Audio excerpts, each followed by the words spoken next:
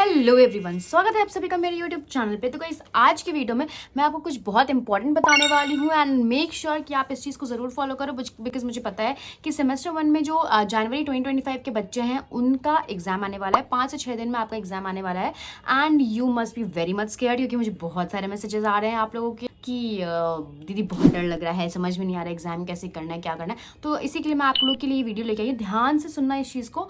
3 चीज़ें मैं बहुत अच्छी सी बहुत इंपॉर्टेंट बताने वाली हूँ, तो इस चीज़ को ध्यान देना, ठीक है। सबसे पहली चीज़ कि जो एग्जाम होता है वो सिर्फ आपके फाइनल एग्जाम के बेसिस पे कैलकुलेट नहीं होता है एग्जाम का मार्क्स, ठीक है।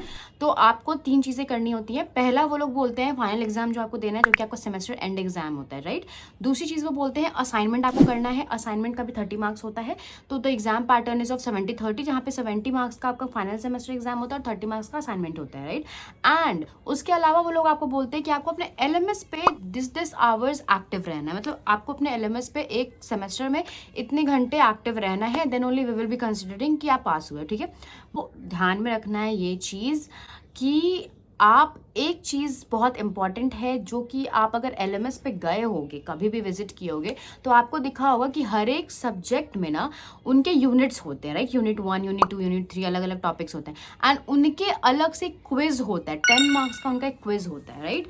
तो अगर आपने नहीं देखा है तो आप इस चीज़ को समझो कि जब आप सब्जेक्ट वाले में जाओगे, जैसे आपने लॉगिन वगैरह किया, लॉगिन करने के बाद जब आप जाओगे सब्जेक्ट पे, तो वहाँ पे आपको यूनिट 1 रहेगा और उसके जस्ट उस पर आप क्लिक करोगे तो उसके नीचे आपके पास एक ऑप्शन रहेगा जहाँ पे आप उसका टेस्ट दोगे। 10 मार्क्स का वो टेस्ट होता है, that consist of MCQ only and 10 marks का 10 क्वेश्चंस होता है, ठीक है।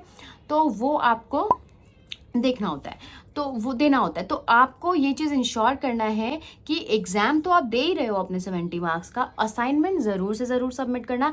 ऐसा मत सोचना कि असाइनमेंट स्किप कर दिया, नहीं करेंगे तो मार्क्स मिल जाएगा, नहीं। वो बहुत बड़ा रीज़न एक है कि बहुत लोगों का मार्क्स कटता है एंड कटने के साथ साथ बहुत सारों को मतलब बहुत प्रॉब्लम भी फेस होता है, क्योंकि वो लोग असाइनमेंट ही नहीं सबमिट करते हैं। It will not take much more time, मतलब बहुत टाइम नहीं लगता। अगर आपको असाइनमेंट में डाउट हो रहा है तो आप मेरे को व्हाट्सएप करो, मैं आपको असाइनमेंट का प्रॉपर आंसर मतलब क्वेश्चंस का प्रॉपर गाइडेंस दे दूंगी कि कैसे आपको आंसर्स इसके समझने हैं, कैसे आपको मार्क करने हैं, मतलब सारा चीज़ मैं आपको बता दूंगी कि किस तरीके से आप आंसर कर सकते हो असाइनमेंट्स का।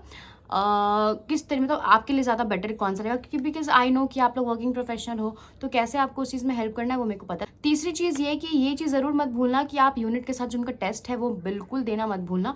जितने भी यूनिट्स हैं आप अगर पढ़ रहे हो तो उसको पढ़ो और उनका टेस्ट दो। Even though you are not studying, you are not able to, you don't get that much time to study those units और दो सब्जेक्ट्स, बट लेकिन उनके यूनिट्स को अटेम्प्ट कर लो। भले ही उसमें आपको 10 में 0 मार्क्स आया, डजंट मैटर, क्योंकि उसका मार्क्स काउंट नहीं होता है आपके फाइनल सेमेस्टर्स में, राइट। लेकिन वो एक्टिवनेस शो करता है आपका कि आप एलएमएस पे कितने देर एक्टिव हो। तो make sure you are following that guideline given by me. तो अगर आप वो करते हो तो फॉर श्योर ये जो आपका एक इशू होता है ना कि एलएमएस पे हम एक्टिव नहीं थे, इस वजह से ऐसा प्रॉब्लम वैसा प्रॉब्लम, तो वो करने की जरूरत नहीं है। एलएमएस पे एक्टिव मत रहो, लेकिन अगर आप रह सकते हो तो बहुत अच्छी बात है। लाइक अगर आपको लग रहा है कि आपके पास बहुत टाइम है और अपना टाइम आप डेडिकेट कर सकते हो एलएमएस पे प्रॉपर्ली एक्टिव रह के और सारी चीज़ें करके, तो वेल एंड गुड, बहुत ही ज़्यादा अच्छी बात है। बट जो लोग नहीं कर सकते, लाइक जो लोग वर्किंग प्रोफेशनल्स है, जिनका मुझे बहुत सारा मैसेजेस आता है कि we are not able to attend the classes या फिर we are not able to be active on the LMS, but उनका इतना घंटे का दिखाता है कि आपको कंप्लीट करना है। लेकिन ऐसा कुछ नहीं होता गाइस, आप यूनिट के सारे टेस्ट को ज़रूर दे दो, ठीक है, चाहे आपको कितना भी मार्क्स आए। मेक श्योर कि आप सारे टेस्ट को दो और स्किप एक भी यूनिट मत करना। थोड़ा टाइम लगेगा, मे बी आपको 6 महीने में 2 घंटे लगाने पड़ेंगे, अपने देने पड़ेंगे यूनिवर्सिटी के एलएमएस को, but kindly do that and trust me. अगर आपने कुछ भी नहीं पढ़ा है ना, फिर भी उस यूनिट के टेस्ट को दोगे ना, तो आपको थोड़ा एक आइडिया लग जाएगा कि वो बहुत ही अच्छे, मतलब बहुत ही अच्छे क्लियर कॉन्सेप्ट वाले एमसीक्यूज होते हैं, जहाँ पे ना मतलब अगर आप वो 10 क्वेश्चंस दे दो ना, तो मतलब वो आप समझो कि आप उस पूरे यूनिट को समझ लियो। तो वो बहुत अच्छा चीज़ है उनका, ठीक है। तो ये एक चीज़ है जो कि आपको ध्यान में रखना है। तो दैट्स इट गाइस, ये बहुत इंपॉर्टेंट इन्फॉर्मेशन है। आई होप कि आपको अभी क्लियर हो गया होगा।